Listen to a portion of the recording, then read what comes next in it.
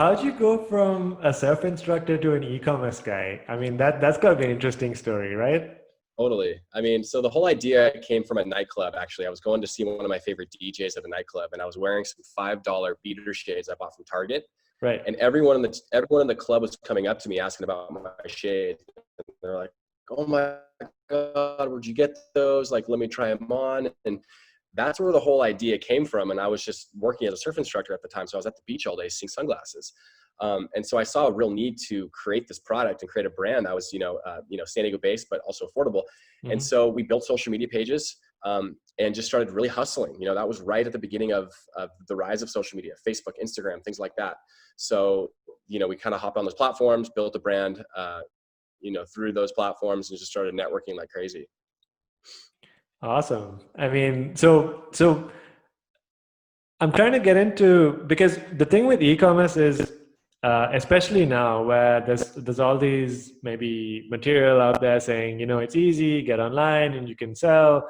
And I mean, honestly, it's not. Like it takes patience. It takes so um, like what did that look like? So the moment someone like all these people came to you and were like, hey, like these shades are really cool, you've sort of maybe got that light bulb in your head thinking, okay, like this seems to be something people really want. Maybe let's like jump into what was that initial period like when you thought, okay, I can probably try. Did you immediately think e-commerce, or did you think, look, I'm going to get this stuff and give it to stores? Like what do you think? Yeah, no, I mean, we were one of the first Shopify clients, right? So that's when Right. Shopify was just getting popular. Mhm. But we started from $2,000. I borrowed $2,000 from my roommate. I had no money, and I didn't know how to drive any traffic online. I didn't know how to build a website. So I started really selling shades out of my backpack on the beach, and I started selling shades at pool parties here in San Diego Oh, and on the wow. boardwalk. So I built the brand offline just through like grassroots guerrilla marketing, putting stickers on street signs, selling shades out of my backpack, and just reinvesting. And then as social media started to really develop, that's when we really started to learn how to use those tools as lifestyle marketing channels for us. And we started to build our website online, and then started driving customers and figuring out how to drive traffic. And that was all done through social media. So we didn't have any business plan. We didn't have any experience. We just were figuring it out as we went. I love that you went out on the beach with a backpack and started selling stuff. I think that's like hustler, like A level hustling. Um, Oh man, one pair, one style, one customer at a time. hey, so when you were doing that, did you already have a website and you thought, you know what, my job is to like move my product and not really get the website working? Or did you start selling on the back with your backpack and then build the money and then get a website? Like what's the order? How did that happen? Yeah, so we put up our website, right? But the Right. website's meaningless if there's no traffic.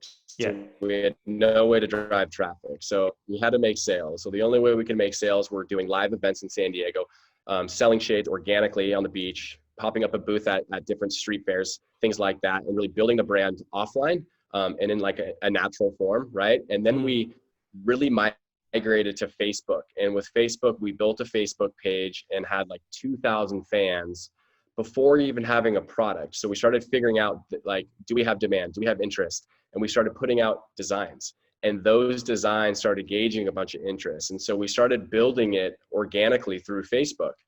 And once our product was ready and our website was ready, then we basically started launching and selling. It was very slow at the beginning. Like we were selling more shades offline than we were online.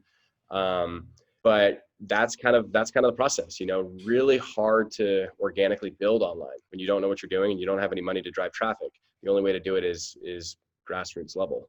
And so we started migrating those customers online, purchasing online, and then we just started building one customer at a time, telling friends to bring us another friend, sort of things like that. Just like super, super grassroots. I mean, this is as like bare bones as it gets. And so And that's the essentially, only way I knew how to start. yeah, I mean, because the way I'm imagining this, it's like you were selling product offline, and then you were continuing to build stuff online, and I guess there was like this curve where offline sales and online sales, and eventually online sales beat offline sales, and you were like, okay, we have an online business now. So Totally. I don't know, draw the point wherever you feel comfortable in terms of saying, okay, we've got a working website, but how long did that roughly take from, okay, I've got a Shopify website up to, okay, I'm getting some reasonable traffic here and I think this could work? It took a long time, man. I mean, there was multiple days at the beginning where we had $0 in sales, where we're just like, what the hell are we doing? Like, what are we doing? You know what I mean? Um, I would say about, a couple of years to really get your site in a good place, to really get consistent sales. And like every startup brand, like you try and launch online, realize it's hard, and then you go the wholesale route. Right. So we started going wholesale because we didn't know how to drive traffic and we thought that's what everyone does.